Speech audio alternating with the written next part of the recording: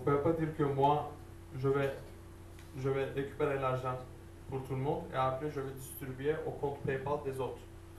C'est pour ça par exemple, on vous propose d'utiliser Chain Payments, de faire pendant la même transaction pour qu'on voit aussi les autres acteurs. C'était une des choses qui sont interdites. Et après, vous pouvez pas utiliser pour les applications frauduleuses. Mais normalement, il n'y a pas beaucoup de limitations. Mais par exemple, l'une des plus grandes limitations, ce n'est pas un cas plutôt pour les développeurs, mais par exemple, les grands comptes, quelquefois, ils veulent faire de l'agrégation et on ne parle pas ça. Quelle est la part que prend PayPal sur les transactions? Excusez-moi. PayPal sur les transactions qui sont effectuées. Les pourcentages, c'est en fait, en France, ça commence de 3,4% plus 25 centimes et ça peut diminuer jusqu'à, je pense, que 1,4%. C'est lié au volume que vous faites, que l'application fait. C'est sur le paypal.com/tarif, vous pouvez voir le tarif public, ils sont publics en fait, vous pouvez aller. En général, au début, on commence tous avec 3,4% plus 25 centimes $ par transaction. À chaque mise à jour de l'application, vous refaire une soumission? Non, non. En fait, une fois que vous utilisez, une fois que vous développez votre application, on va vous fournir une App ID. Donc vous allez utiliser cette App ID tant que vous ne changez pas le modèle ou l'utilisation de PayPal dans votre application. Est-ce qu'on a le droit d'une application de proposer à l'utilisateur du in-app billing ou du PayPal? In-app billing ou du PayPal? Oui, en fait, il y a des. Pour Android, là, c'est pas encore. Google n'a pas encore annoncé publiquement est-ce qu'il va. Si, c'est bon. Donc, par exemple, sur iTunes, on ne peut pas faire in-app payment avec PayPal pour digital goods. Mais sur Google, je ne savais pas. Est-ce que ça dérange PayPal d'avoir d'autres moyens de paiement dans l'application? Non, non, ça ne dérange pas. En fait, c'est. Google a donné son accord. Mais ça, il sait pas. Surtout dans le sens, vous avez le droit de. Dans l'autre sens, Google, je ne suis pas au courant en fait pour le moment. Il y a la possibilité de Google, pour les marketplaces qui sont pas les Google Marketplaces, d'avoir des autres. Sur d'autres marketplaces, et ce ne sont pas uniquement les Google Marketplace, il y a la possibilité d'avoir des autres moyens de paiement, spécialement pour les physical goods. Sur les Google Marketplace, maintenant, il y a la possibilité de. C'est très conseillé d'utiliser Google In-App Purchasing pour les digital goods.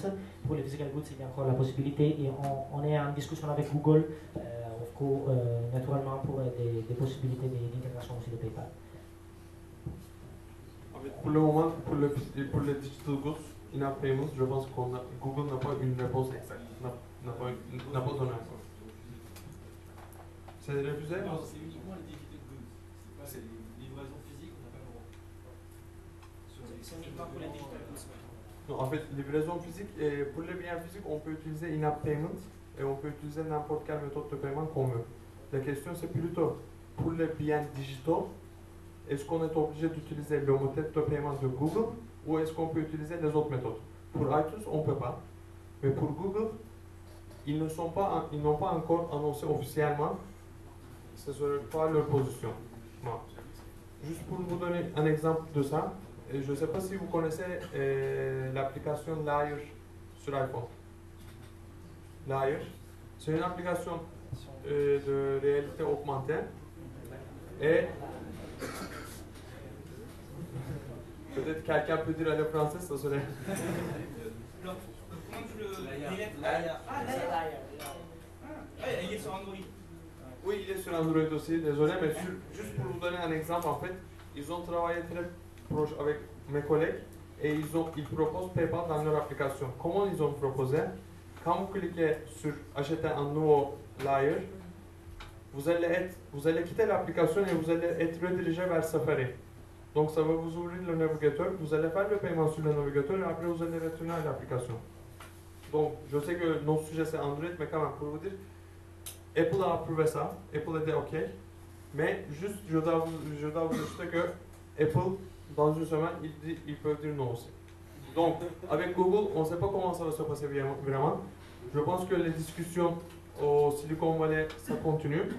Et pour le moment, on n'est pas au courant. Il y avait une question par là, je pense. Est-ce qu'on peut gérer la souscription depuis l'application mobile? Dire tous les mois? Oui, en fait, il y a une, qu'on n'a pas montré, mais il y a une possibilité de faire pre-approval payments. Pre-approval payments, par exemple, un utilisateur peut vous donner une autorisation d'utiliser son compte PayPal pendant une durée limitée avec un montant limité. Dans ce cas-là, avec un appel à API, sans lui rediriger à PayPal, vous pouvez faire subscription, vous pouvez faire automatiquement des paiements. C'est un appel à API que vous devez mettre de votre course. J'ai une question qui fâche. Vous avez une application PayPal sur Android? Oui. Pourquoi vous ne rendez pas tout simplement une intention publique sans qu'on ait à intégrer une bibliothèque en disant voilà, je lance l'intention, je donne l'identifiant de mon appli, je donne le montant, ainsi de suite. Et ensuite, l'application PayPal prend la main et il n'y a plus qu'à demander une confirmation plutôt que d'embarquer une bibliothèque. Comment ça se fait que ça s'est toujours pas mis en place?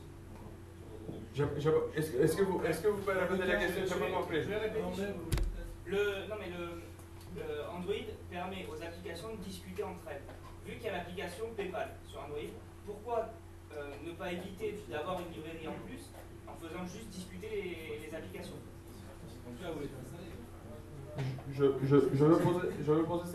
vais poser cette question à mes collègues, je ne savais pas ça. C'est pour ça que je peux pas vous donner malheureusement le pourquoi. Mais aussi, je pense qu'il y a l'avantage. Là, moi personnellement, je préférais qu'un utilisateur installe mon application et mon application, sur mon application, il peut faire tout. Oui, non, c'est dans le cas où elle est installée. C'est juste que moi, je préfère avoir juste à cocher un mot de passe ou si j'ai fait une transaction il y a 20 minutes, on ne me pose pas la question. Mais en tant que développeur, j'ai aucune ligne de code à rajouter si ce n'est le lancement d'une intention.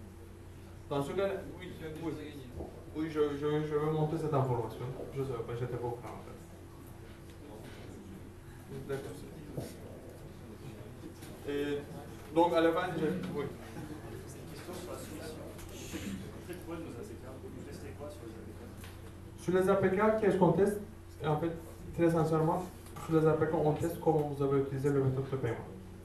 Parce que, très sincèrement, je peux vous dire, en fait, nous sommes le numéro 2 mondial en termes d'attaque fraude et en termes de phishing.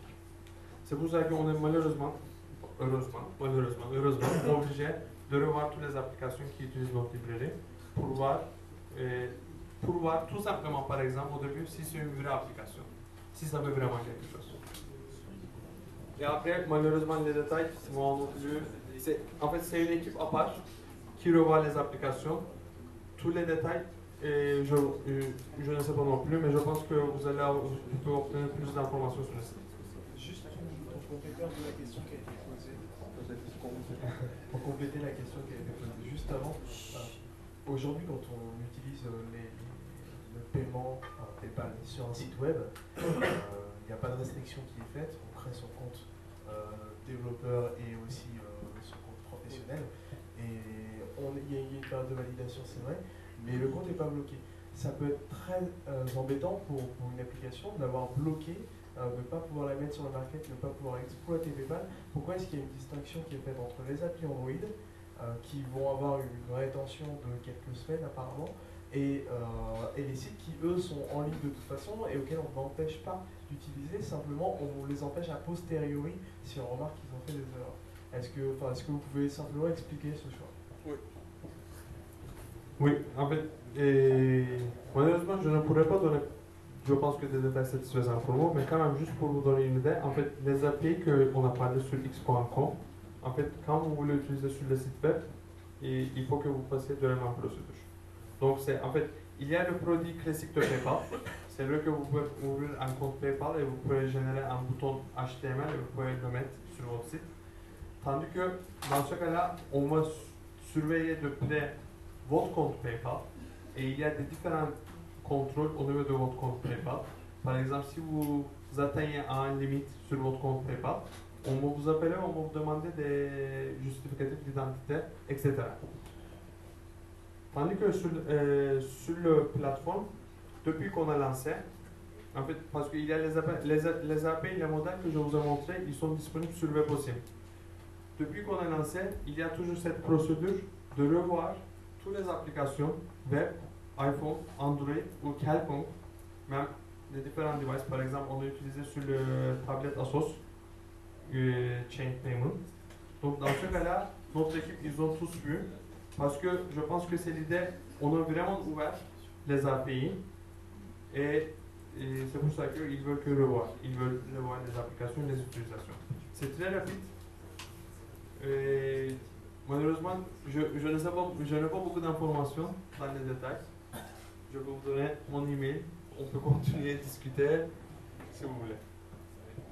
En tant que développeur, une fois que mon appli est approuvé, que je reçois un ID, qu'est-ce qui m'empêche de changer et d'utiliser l'ID et l'application? À part notre confiance, rien. Mais dans ce cas-là, en fait, juste pour vous donner quelques idées, PayPal, dans le monde PayPal, il y a 8000 personnes qui travaillent. Et ces 8000 personnes, je pense que 2500 personnes ils travaillent pour risque, pour fraude, et pour sécuriser les paiements. J'espère que très rapidement, on va vous dire que vous avez changé votre application et on a annulé votre application. C'est ça le but, j'espère. Et ça a été en fait une application comme ça qui ont changé. Au bout de quelques heures, ils ont coupé. Ils ont fermé. Donc peut-être juste quelques mots. On va faire une session, on va continuer aux questions, mais je voudrais juste parler de Android Challenge. Nous avons lancé une Android Challenge pour les développeurs. En fait, c'est global. Vous pouvez participer avec votre application Android qui utilise PayPal. Et il y a des récompenses.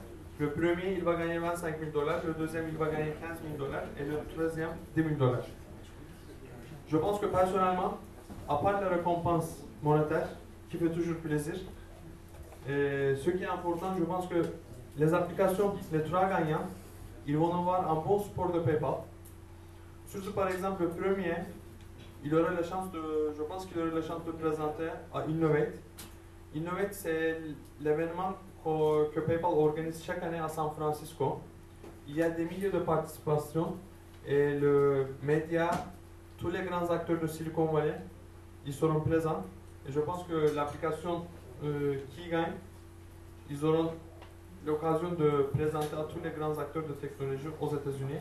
Bien sûr, par exemple, j'espère que ce sera une application française qui gagne. Dans ce cas-là, notre équipe, parce qu'on a une équipe bien sûr locale à Paris aussi, notre équipe marketing ou notre équipe PR va donner le support pour que le grand public accède à cette application. Ça, c'est l'avantage ici. Les dates, le dernier date, c'est 14 mai. Il y a sur x.com/devchallenge, vous allez trouver cette information. Si vous avez une application intéressante qui utilise les paiements, vraiment, n'hésitez pas à participer. Vous pouvez envoyer l'application jusqu'au 14 mai. Et la catégorie, c'est très ouverte. Donc, toutes les applications qui ont Android, développées sur Android avec PayPal comme moyen de paiement, et surtout la possibilité d'être sélectionné pour participer aux Innovate dans le mois d'octobre. Je pense qu'elle est une opportunité pour tout et on est à disposition pour vous donner des informations ou des autres informations que vous pouvez avoir. Ce sont nos adresses e-mail qui sont vraies. orkut@x.com. Malheureusement, on ne peut pas offrir ces adresses e-mail à développeurs pour le moment, mais j'ai déjà remonté les feedbacks, on m'a posé plusieurs fois. J'espère qu'un jour on va ouvrir ces adresses e-mail au public, en fait aux développeurs aussi, pas au public mais aux développeurs. Donc je pense que là on est en question. Juste pour préciser sur le concours, c'est quelque chose qui peut être très intéressant. Simplement, je pense qu'il pourrait être bien pour les personnes qui vont présenter, et ceux qui vous ont écouté ce soir, savoir quels sont les critères principaux. Est-ce que c'est une application, je vois qu'on veut de l'effet wow. Est-ce que c'est une application qui doit être originale parce qu'elle est originale, parce qu'elle a un terme général original, ou c'est la manière dont elle va utiliser PayPal? Qu'est-ce qui est mis en avant? La fonctionnalité ou plus la manière, vu que c'est un concours PayPal et c'est tout à fait compréhensible, de comment PayPal a été mis en avant ou utilisé dans l'application? Quels sont les critères? En fait, les critères, c'est simple, utilisez PayPal. Et après, c'est plutôt votre application qui doit être différente. Parce que, en fait, on serait toujours content d'utiliser très différemment PayPal, mais pour nous, par exemple, on connaît tous Spotify. Spotify, là, pour nous, c'est wow. Et ils utilisent le produit classique de PayPal. Et j'espère qu'en fait, ce qu'on essaie de pousser, les idées intéressantes, les idées nouveaux, et après, si on peut faire partie de cette idée nouveau au paiement, on serait vraiment content. C'est ça. C'est plutôt votre application, votre idée qu'on va, je dis juger, mais qu'on va regarder, qu'on va faire attention. Après, bien sûr, on veut que toutes les applications utilisent PayPal comme méthode de paiement.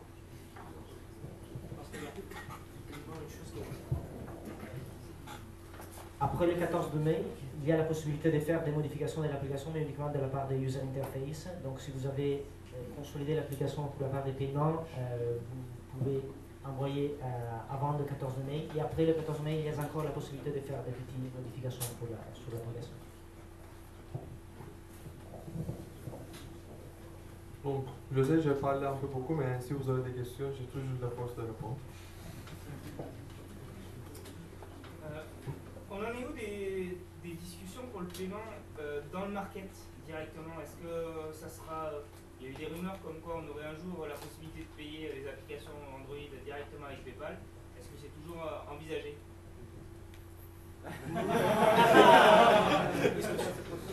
Toujours en discussion? C'est une discussion. C'est en discussion. C'est en discussion. C'est une question ouverte.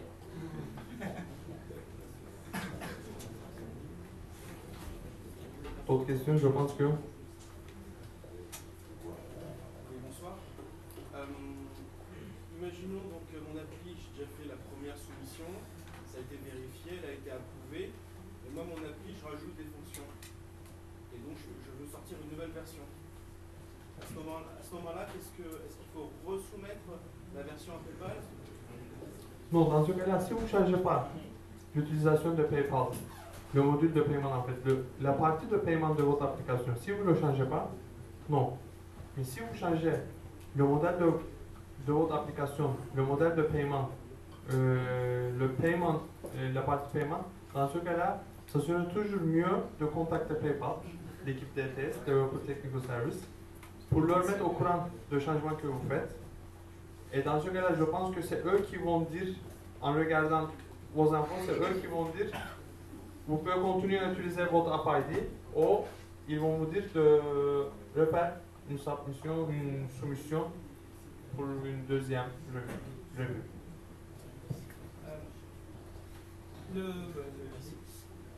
Est-ce qu'il y a déjà des applications qui intègrent PayPal qu'on puisse tester pour voir ce qui est faisable, effectivement, voir la réactivité? Parce que bon, on connaît PayPal comme acteur fort, par contre on ne sait pas ce que PayPal est capable de faire avec Android.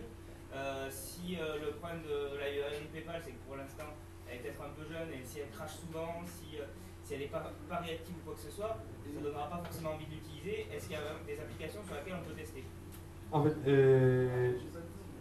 là je veux vous dire que en France, je suis en contact avec des grands comptes. Je peux vous citer quelques grands comptes qui ont lancé sur iPhone, malheureusement, sur iPhone, des applications. C'est Aquarelle, c'est le même produit en fait, Aquarelle ou Téléthon.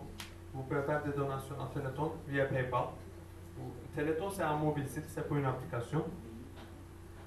Et pour Mobile Express Checkout, en fait, si vous allez sur n'importe quel site, ah oui, je peux dire un point qui peut être un peu, peut-être pour vous un peu surprenant, mais nos produits mobiles, ils sont disponibles que Android version 2.0 et après. Des commentaires? Donc, sur Android 2.0 et iPhone, si vous allez n'importe quel site qui accepte PayPal, je ne vais pas donner les sites, mais les 28 sur 50 des grands comptes, ils acceptent PayPal en France aujourd'hui. Si vous choisissez PayPal, même si leur site n'est pas optimisé PayPal, n'est pas optimisé mobile, si vous choisissez de payer par PayPal, le flow, l'interface que PayPal vous allez voir, ça sera optimisé mobile. parce qu'on va détecter Android et iPhone et on va optimiser l'interface. Et pour les applications Android, je vais me renseigner. Je sais qu'il y a des applications, mais je vais me renseigner quelles sont les applications en France qui sont lancées.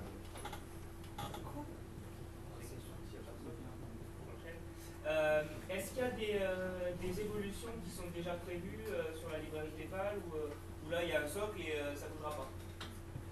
Et quelles sont les prévisions? L'un des projets qui est l'un des priorités de l'équipe mobile, je pense, c'est extendre tous ces produits en fait à tous les smartphones. Pour le moment, on est présent que Android 2.0 et iPhone.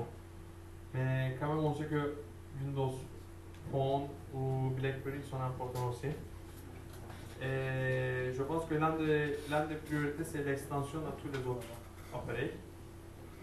Et sinon, on essaye d'ajouter, par exemple, sur les librairies, pour le moment, c'est pas possible de payer par une carte de crédit. Parce que juste pour vous donner, PayPal, en fait, ça vous permet, si vous avez utilisé sur d'autres sites, vous avez vu PayPal, ça vous permet de payer par votre compte PayPal. Mais si le site propose que PayPal, vous pouvez utiliser sans créer un compte PayPal aussi. Donc, je pense que cette année, j'espère, en fait aujourd'hui c'est mon collègue qui m'a dit qu'en Q3, on va ajouter cette fonctionnalité dans les librairies. Ça veut dire que dans votre application, une personne qui n'a pas de compte PayPal, il peut payer avec sa carte de crédit et il peut contenir son achat. C'est une des fonctionnalités qu'on demande beaucoup, en fait, c'est tout ça que je veux. Est-ce que d'ailleurs, est-ce qu'on peut créer, je n'ai pas de compte, mais est-ce que je peux le créer dans le... Avec l'application officielle PayPal, oui, mais dans les librairies, non. Avec les librairies, non. D'accord. Donc là, à la rigueur, on peut demander à l'application après de...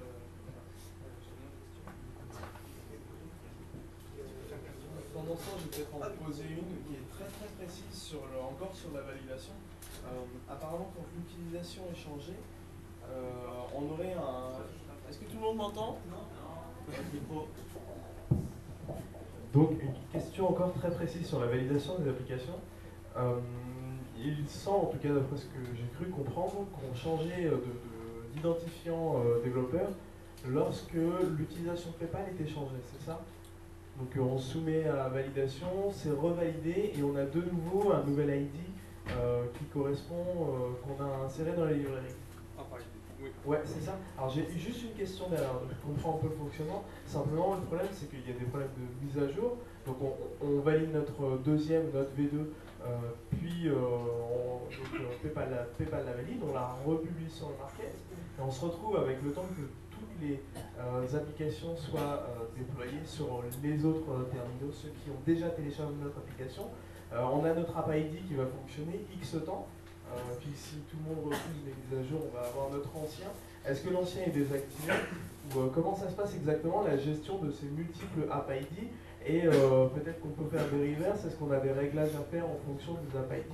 Comment ça se passe? En fait, premièrement, je ne sais pas si on va vous donner encore une deuxième App ID ou non, malheureusement. C'est pour ça que, en fait, je vais être très sincère avec vous. La partie d'approval, je suis en contact avec les développeurs.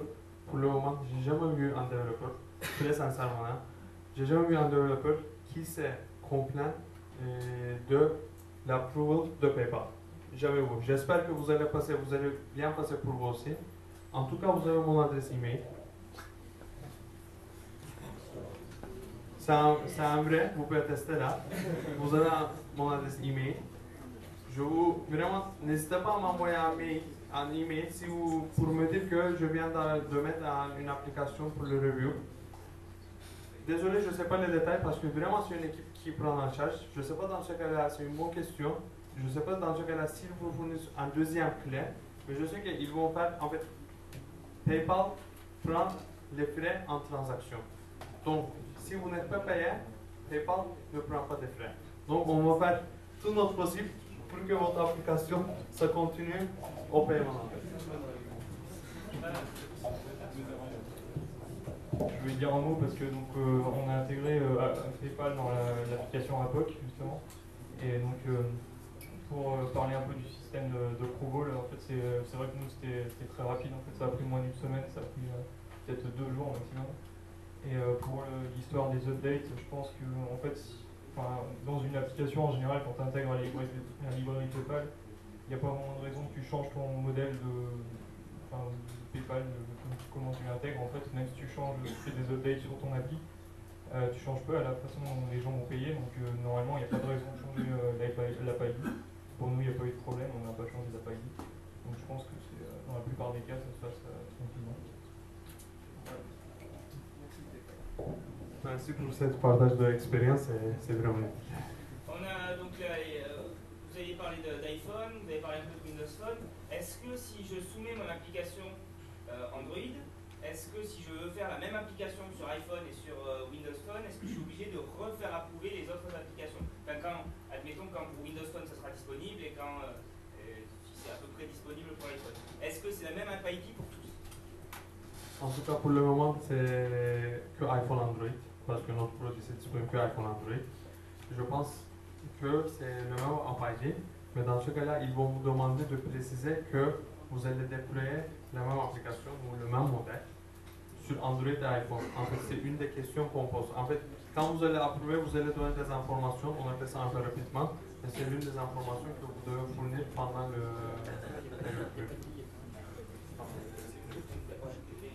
Une dernière, on parle, ça y est, enfin du NFC sur Android. NFC très lié au paiement. C'est un des plus gros usages du NFC, c'est le paiement. Est-ce que PayPal permettra d'avoir un SDK qui sera utilisé pour le NFC? Pour le moment, je ne sais pas. Mais je peux vous dire qu'à San Francisco, depuis une année, on fait avec le compte PayPal, avec Billing Nation, en NFC. Et plus près en Italie, on vient de lancer une application pour le métro. Donc vous allez vous connecter, vous allez créer un compte de RATP, je dirais, mais un RATP local Milano. Et après vous allez lier votre compte PayPal. Et vous allez avoir un sticker NFC où vous allez avoir votre téléphone qui supporte NFC. Et chaque fois quand vous allez prendre le métro, vous allez passer le NFC et le coût de billet, ça va directement être prélevé de votre compte PayPal. Par exemple, c'est une utilisation. Donc, je pense que pour le moment, on n'a pas de SDK, mais rien ne vous empêche d'utiliser NFC avec PayPal dans votre application. D'autres questions?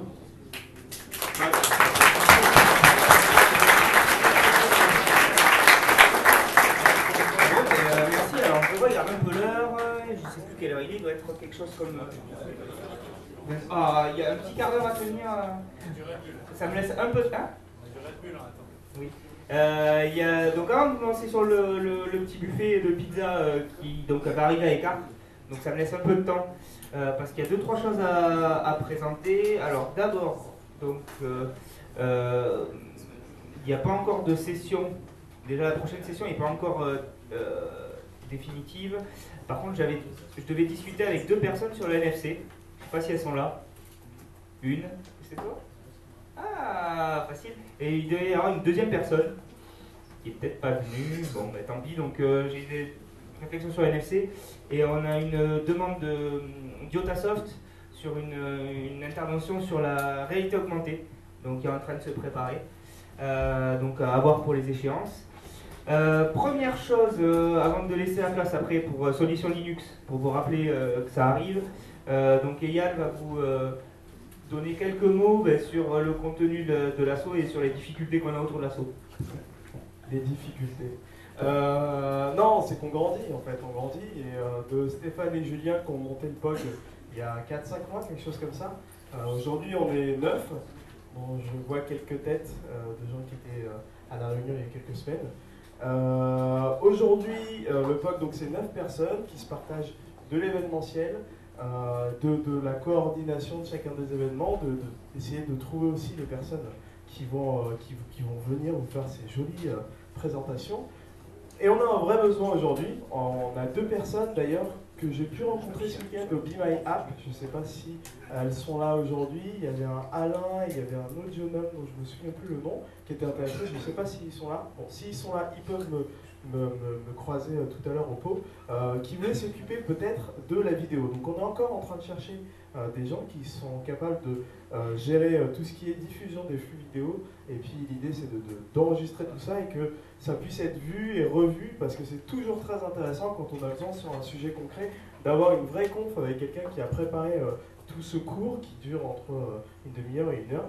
Donc voilà, on a quelqu'un qui a envie de s'occuper de tout ça, on est déjà quelques-uns dessus, mais on recrute encore du monde dessus. Et puis ce dont on a besoin aussi, c'est d'un joli logo. Un joli logo, et puis tout ça, l'idée c'est d'avoir aussi un designer qui intègre l'équipe, qui va pouvoir nous suivre au fur et à mesure, qui va même pouvoir travailler à tout plein d'autres sujets, tout ce dont on a à faire, tout ce qu'on a à faire au sein de l'association pour que ça tourne. Donc voilà, c'est 2 profils qu'on cherche. N'hésitez pas à venir me voir pour ça. Sinon, je vais aussi pouvoir vous marquer mon email, POG, puisqu'on en a maintenant. Ah, c'est vrai. Ouais, on s'organise comme je l'ai dit.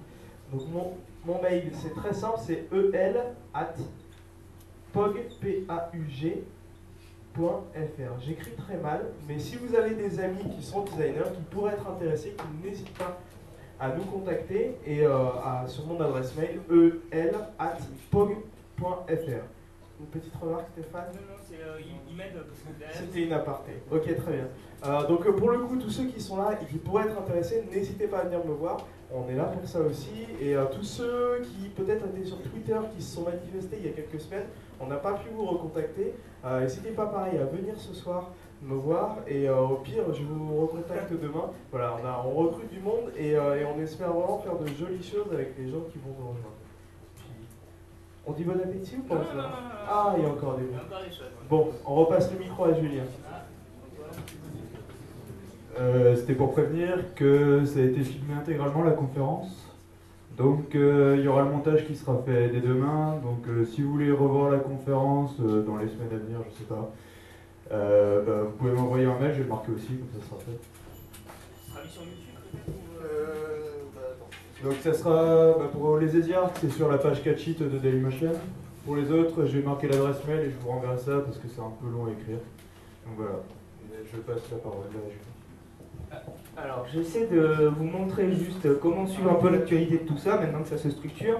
Donc, on a un nom de domaine en pog.fr qui ne redirige vers rien pour l'instant, donc j'allais me concentrer. Ah, voilà. J'allais me concentrer sur le blog. Donc, pour ceux qui ne le savent pas, donc on a un blog sur lequel pour l'instant on fait que les annonces et les retours sur les sessions. Maintenant, il va y avoir toutes les annonces sur les choses annexes, donc le salon Linux. Et je t'invite à avancer, Cédric, je te laisse la parole derrière. Et dans les choses, alors il y a un lien pour soumettre des propositions d'intervention. Typiquement, Kevin a proposé sa présentation d'Acra par ça. Donc si on arrive à la mettre. Donc, et il y a donc une page dédiée au live stream, si vous ne pouvez pas venir. On va live streamer tout ça le plus souvent possible, espérons à chaque fois. Et dernière chose, le Twitter qui carbure, pardon, et qui dans toute la... Ça c'est un bon moment de solitude. Et donc voilà, donc pour nous suivre vraiment pour l'instant, le blog, le Twitter. Et à terme, on est en train de mettre en place une petite structure web pour avoir un peu plus de présence. Et donc je donne la parole à Cédric pour Solutions Linux, pour un rappel de l'événement qui arrive. Merci, bonsoir. Ouais, je voulais dire 2 choses. Première chose, donc je ne sais pas s'il y a des gens qui vont à Solutions Linux, qui connaissent Solutions Linux ici. Non, levez la main, ceux qui connaissent. Ok. Donc Solutions Linux, c'est un événement qui a lieu 1 fois par an sur tout ce qui est open source. Ça a lieu donc le 10, le 11 et le 12 mai au CNIT à la Défense. Et on a la chance d'être invité, le POG, d'être invité donc, à ce salon. Donc on aura un stand qui sera dédié à Android à Solutions Linux. On cherche des gens donc, pour nous aider à monter ce stand. Et aussi, pourquoi pas être présent. Et puis sinon, pour les autres, pour venir aux Solutions Linux et venir nous voir et discuter. Ça, c'est la première chose que je voulais vous dire. La deuxième chose que je voulais vous dire, donc c'est presque officiel, normalement c'est annoncé mardi. Il va y avoir une retransmission du Google I.O. Qui a lieu à la même période que Solutions Linux, qui va avoir lieu en direct, donc retransmission en direct des États-Unis au CNIT. Donc il y aura 300 places réservées. Donc normalement les ouvertures des réservations vont se faire mardi. Donc je vous invite, si ça vous intéresse, à suivre en direct le Google I.O. de regarder le site du salon pour vous inscrire. Ça, c'était le deuxième message. Et le troisième, donc ça c'est un peu en avance de phase, mais ça va clairement, je pense, vous intéresser, c'est qu'a lieu en octobre le Mobile IT, qui est un salon dédié au mobile, dans lequel il va y avoir tout un track réservé aux comptes de développeurs. Et donc pour les étudiants ou les développeurs qui sont dans le marché du travail, ils pourront suivre ou intervenir lors du Mobile IT qui a lieu en octobre. Et il y a l'ouverture des conférences, donc pour ceux qui veulent faire des confs, je passerai ça sur le blog du POC.fr. Voilà le message. Merci.